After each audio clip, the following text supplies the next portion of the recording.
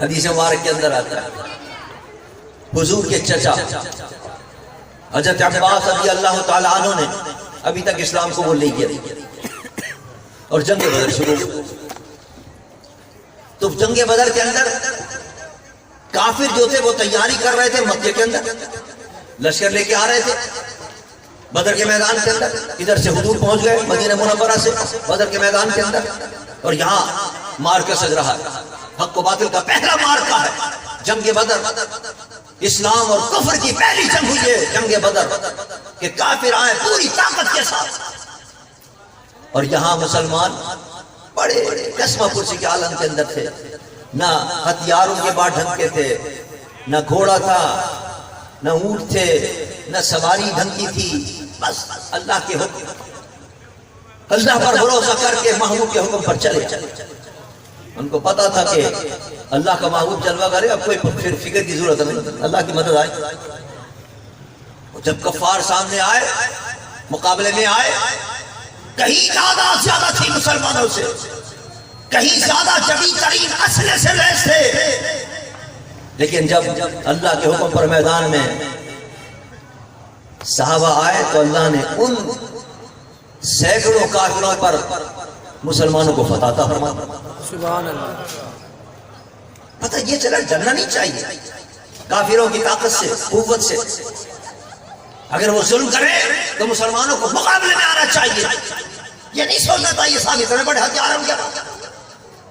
آج ہمارے حکمراں ڈر رہے ہیں. صاحب مذاکرات کر لیجیے صاحب کشمیر کے معاملے میں, صاحب مودی سے مذاکرات کے تیار ہیں. وہ مذاکرات کرنے کے لیے تیار نہیں ہے, وہ برابر مسلسل مسلمانوں کو مار رہا ہے, روزانہ لائن آف کنٹرول پر حملے کر رہا ہے وہ, اور آپ اس کا آگے ہاتھ جوڑے بیٹھے, نہیں صاحب نہیں ہم تو امن چاہتے ہیں, نہیں صاحب نہیں ہم تو امن چاہتے ہیں. امن ایسے قائم نہیں ہوگا. یہ جہاد اللہ نے اس لیے رکھا ہے کہ جن کے دماغ درست نہیں ہے, مودی جیسے کہ اللہ نے جہاد رکھا ہے کہ جہاد کرو, ان کے دماغ خود بخود درست ہو جائے. لیکن یہ ڈر رہے ہمارے اوپر. جنگ بدر سامنے رکھ کے کہ کس طاقت کے ساتھ کفر آیا تھا, افرادی طاقت بھی تھی, اسلحے کی طاقت بھی تھی, لیکن اللہ نے مسلمانوں کو فتح عطا فرمایا. الغرض جب فتح ہو گئی کچھ مسلمانوں نے بھی جام شہادت نوش کیا, لیکن اس جہاد کے اندر جن مسلمانوں نے جام شہادت نوش کیا ان کا اتنا بڑا مرتبہ ہے, اتنا بڑا مرتبہ ہے کہ ان اصحاب بدر کا نام لے کر شہید ہوگا. اگر آپ اللہ کی بارگاہ میں دعا کریں گے تو اللہ تمہاری دعا کو قبول فرما دے گا. سبحان اللہ. یہ مقام ہے اصحاب بدر کے شہداء کا. مسلمانوں نے بھی جام شہادت نوش کیا, کافر کو کٹے اور مرے جناب جہنم حاصل ہوئے, اور کچھ کافروں کو قیدی بنا لیا گیا, اور قیدی بنا کر جب ختم ہوئی جنگ تو حضور کی خدمت میں ان کو پیش کیا. حضور فیصلہ فرمائیں ان کے ساتھ کیا سلوک ہے, ان کو ماریں, قتل کر دیں ان کو, یا جو آپ فرمائیں. حضور نے فرمایا جتنے سارے قیدی ہیں ان سے فدیہ لو اور بیت المال میں وہ رقم جمع کرا دو, ہمارے پاس فنڈ نہیں ہے تو اچھا ہے اس فنڈ سے کچھ اسلحہ وغیرہ خرید لیں گے, کچھ گھوڑے خرید لیں گے, تو جنگیں چلتی رہیں گی. اب تو کافی تو فنڈ کی ضرورت ہے, بیت المال کے اندر فنڈ چاہیے, لہٰذا ان سے کچھ رقم لو اور وہ بیت المال میں جمع کرو, ان کو چھوڑ دو, وہ فنڈ لے کر فدیہ جسے کہتے ہیں فدیہ لے کے چھوڑ دو. چنانچہ ایک ایک قیدی کو حضور کے سامنے پیش کیا جاتا رہا, اور حضور فرماتے ہیں بھائی فدیہ دو اور ان کو چھوڑ دو, جو فدیہ دیتے اس کو چھوڑ دو.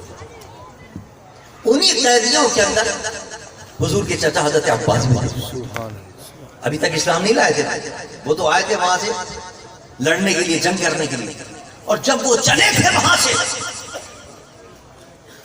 صبح جنگ ہونی ہے, رات کو جب وہ چلے تو اپنے گھر کے اندر ام فضل اپنی بیوی سے کہتے ہیں کہ پتہ نہیں صبح کا نقشہ کیا ہوگا, پتہ نہیں ہم بچیں گے یا نہیں بچیں گے, تو میں جو گھر کے اندر تمہارا زیور وغیرہ ہے, کچھ سامان ہے قیمتی, وہ زیور وغیرہ میں جا کر کسی جنگل کے اندر کسی درخت کے نیچے کھود کر زمین اس میں دفن کر دیتا ہوں, تاکہ باقی سے اگر آ گئے زندہ بچ کے تو نکال دے گا, ورنہ ضائع ہو جائے گا. یہ زیور تمہارا اتنا قیمتی ہے, یہ سونا.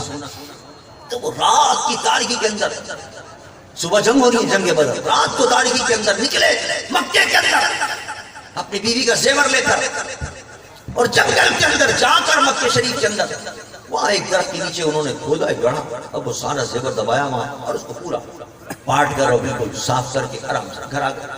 صبح جنگ کے اندر وہ چلے جنگ ہوئی، جنگ کے اندر پکڑے گئے، قیدی بنا لیے گئے، قیدی بنا کر حضور کے سامنے پیش کر دیا گیا اور حضور نے فرمایا چچا فدیہ ادا کرو تمہیں چھوڑ دیا جائے گا۔ یہ ہے نظام مصطفیٰ، یہ نہیں کہ یہ میرا گرائی ہے یا میرا چچا ہے اس کو تو بھائی مفت میں چھوڑ دو، اس سے تو کچھ مت لو۔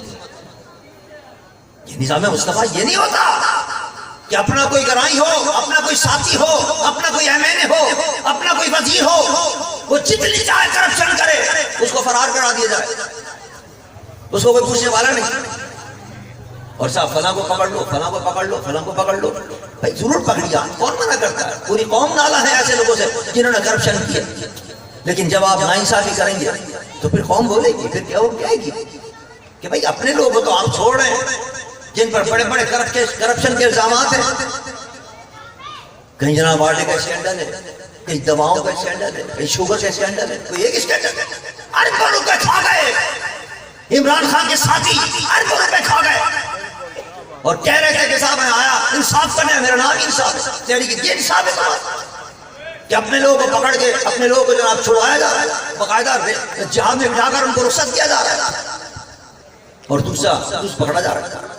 اس لیے لوگ اعتراض کرتے ہیں، اگر تم اپنے لوگ کو پکڑ لیتے جس کو چاہتے تم پکڑتے، کسی کو اعتراض کا موقع نہیں ملتا، کسی کو اعتراض نہیں ہوتا پکڑنے کا، لیکن جب آپ چھوڑیں گے تو پھر لوگ اعتراض کریں گے، اپنے لوگوں کو آپ چھوڑ رہے ہیں۔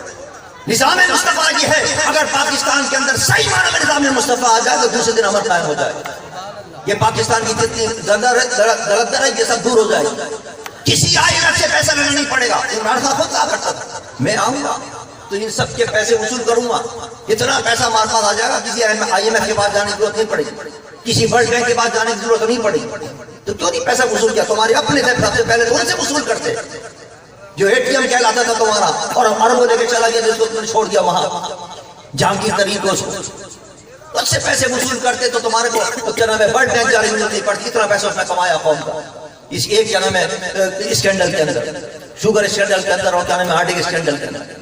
لیکن ہائے افسوس کوئی پکڑنے والا نہیں ہے، کوئی نظام مصطفیٰ نافذ کرنے والا نہیں۔ صحیح معنوں میں اس ملک کے اندر نظام مصطفیٰ آ جائے، وہ اپنا ہو یا بیگانہ ہو، جس نے کرپشن کی ہے اس کو سولی پہ لٹکا لو، دوسرے دن پاکستان میں امن قائم ہو جائے، پاکستان کے جتنے قرض ہیں وہ سارے نکل جائیں گے، ہر جماعت کے اندر موجود ہے، اور یہ جتنے عمران خان صاحب کے بیٹھے ہیں یہ سارے پچھلی جماعتوں کے اندر موجود ہے، کھاتے رہے۔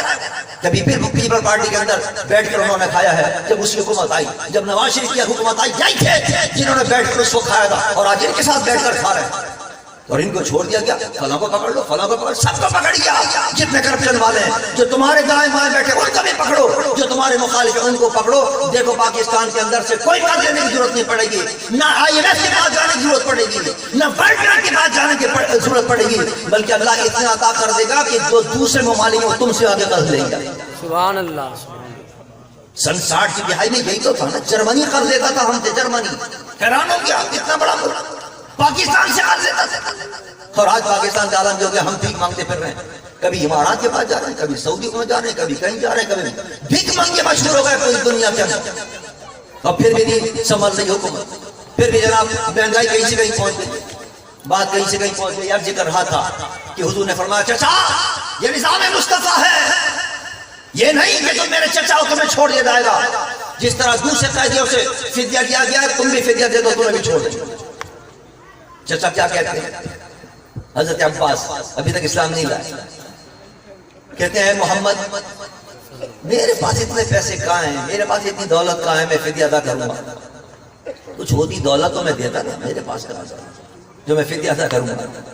میرے مصطفیٰ مسکرا دیا اور مسکرا کے انہیں فرمایا عباس چچا جان وہ جو رات کو آپ مکے کے اندر وہ اپنی بیوی ام فضل سے کہہ رہے تھے کہ تمہارا زیور میں لے جا کر کہیں رکھ دیتا ہوں، اور آپ رات کی تاریکی کے اندر اٹھ کر گئے تھے اور مکے کے اندر فلاں درخت کے نیچے آپ نے جو سامان دبایا ہے، جو زیور دبایا ہے، جو سونا دبایا، وہ آپ کا سونا نہیں ہے تو کس کا سونا ہے؟